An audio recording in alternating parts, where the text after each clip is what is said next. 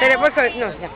Bueno, muy buenos días. Vamos a comenzar a hacer la muestra de la clasificación, taxonomía, y vamos a comenzar entonces con los grados novenos. Buenos días, estudiantes. Llegaron al stand de la taxonomía. Esto fue conformado por estudiantes del grado noveno y 11. Mi nombre es Ana María Fuentes y él es Miguel Ángel Adames. Bueno,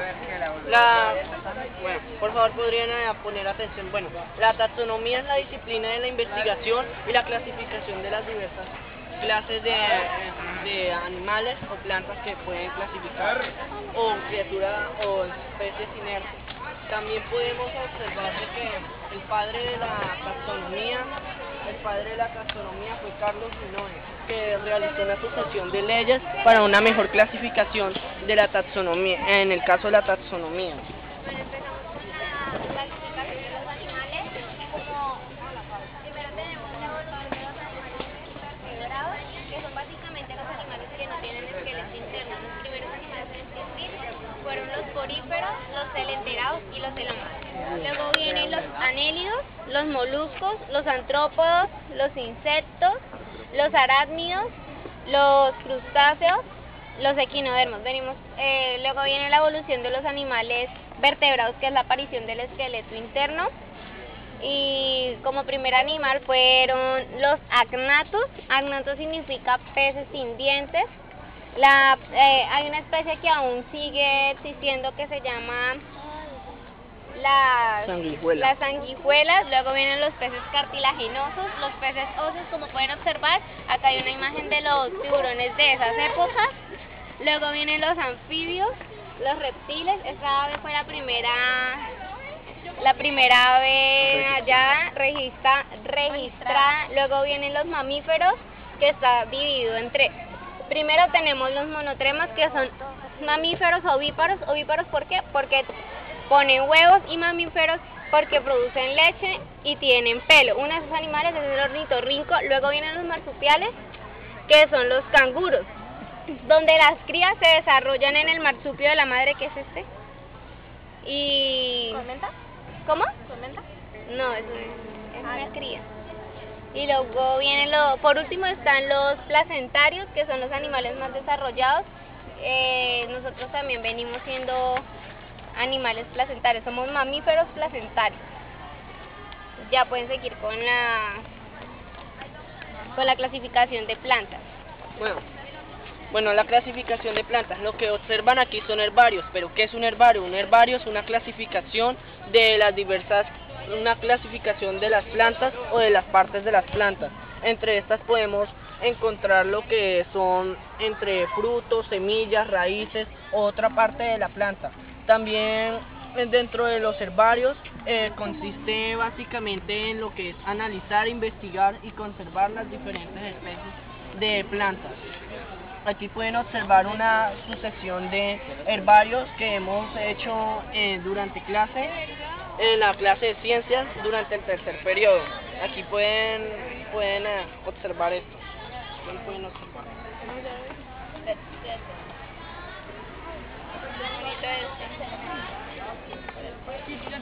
Este no es estaco, ya lo bañaron los niños. Calzones. ¿Quedó alguna pregunta? ¿Si tienen? Tan bonito. Bueno, si no tienen ninguna pregunta y ya terminaron de observar los herbarios, pueden seguir con la clasificación de los insectos. Claro. Hola, buenos días. Aquí tenemos nuestro insectario, se llama colección entomológica porque es entomológica, porque ella estudia los insectos.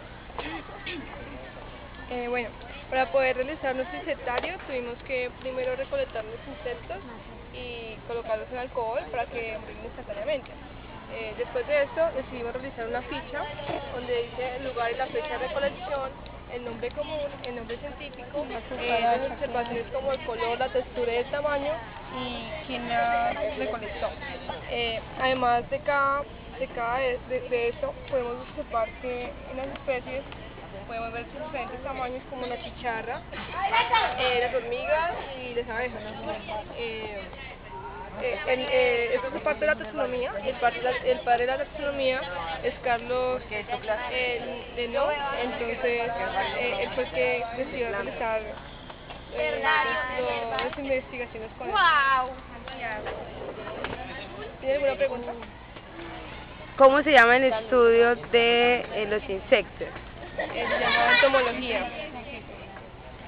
Bueno, por ahí algo decían de... ustedes decían algo muy importante que es ¿para qué realmente sirve una colección de esto? Para diferenciar pues, las diferentes especies de animales, tamaños, colores y formas que tenemos a nuestro alrededor, ¿no? También para saber que pues, algunos insectos pueden llegar a ser venenosos o otros no. También sirve para saber las características de cada uno. Por allá está preguntando la niña que si estos son de verdad. Sí, claro. ¿Cómo hicieron para? ¿Y esto es de verdad? ¿Cómo hacen para que no se dañe? Mire, muy buena la pregunta. ¿Cómo hace para que no se dañe este tipo de muestras? Bueno, pues ¿qué pasa? Ellos se echan en un poco de alcohol y ya. Ahí queda, ya. Y bueno, ¿y cuánto tiempo? Porque pues en alcohol, pero ¿cuánto tiempo lo dejan allí? No, eso yo creo que no es más ni de 5 minutos. Uno lo aplica el alcohol y ellos mueren casi instantáneamente. Ahí está, Aquí podemos observar aproximadamente 25 especies de insectos. Fueron recolectadas en el transcurso del tercer periodo de clase. en la casa. ¿Cómo hicieron para eso? Para sus Digamos, los cogimos en bolsas y se quedan Por ejemplo, la chicharra. La chicharra es un animal que es muy, o sea, no muere tan fácilmente. Ella la pude coger en una bolsa, la tuve como unos 4 días y todavía no había muerto. Entonces me tocó aplicar alcohol y listo. Ahí ya quedó muerta. ¿Y eso dónde lo recolectaban? En diferentes lugares, mira, ahí puedes observar en las fichitas, unas en la finca de una compañera, otras en el colegio y otras en la casa de cada uno de nosotros. Muchacha, una pregunta de eso. Porque no se la Sebastián. El capullo Es donde sale un capullo. de mariposa. Los mariposas. Pregunto, ¿ustedes después de haber hecho ese trabajo, sí consideran que han aprendido algo? Sí, porque ¿Qué aprendieron? O sea, uno muchas veces las llama por el nombre, pero uno como que dirá, bueno, y el nombre científico, ¿no? Entonces ahí podemos también darnos cuenta de los diferentes nombres que tiene cada uno, que como tal no son esos, sino que tiene su nombre verdadero. ¿Y qué otras cosas miraron ustedes en cada uno de los insectos? Por ejemplo, lo de las observaciones, que fue lo del tamaño, la textura, el color. Y ya. además podemos observar que a veces cada insecto tiene sus partes para poder vivir. Por ejemplo, al llegar a coger la cucaracha, cuando la matamos, le dimos la vuelta y pudimos ver cada patica, cada cosita que tiene, que se puede observar muy bien y podemos observar mucho más de esas cosas. Ok, dale. Bueno, quisiera saber de ustedes si después de haber hecho ese tipo de trabajo de clasificación, aprendieron y qué aprendieron básicamente, o no aprendieron. Pues básicamente sí aprendimos, primero que todo porque averiguamos qué era taxonomía, la importancia de la taxonomía y del estudio de las diferentes clasificaciones de tanto no solamente de las plantas sino de los animales, y de la importancia que podemos observar en el friso de cómo podemos clasificar por época. O sea, primero vinieron los invertebrados y después los vertebrados, o sea, por época los animales, y en qué tiempo fue que empezaron a existir, o sea, evolucionaron. Bueno, eso fue lo que... yo me queda una pequeña duda. ¿Por qué ustedes, digamos, no distinguen con facilidad, digamos, los reptiles, ¿sí? O no distinguen con facilidad un sapo de una rana, que fue una de las primeras dificultades que, digamos, observamos, aún empezamos a ver la parte de clasificación y taxonomía? ¿Qué puedes decir tú acerca de eso? Pues básicamente lo que yo puedo decir es que las dos especies se parecen realmente mucho, pero a la vez no se parecen. Básicamente, en una simple vista no se parecen.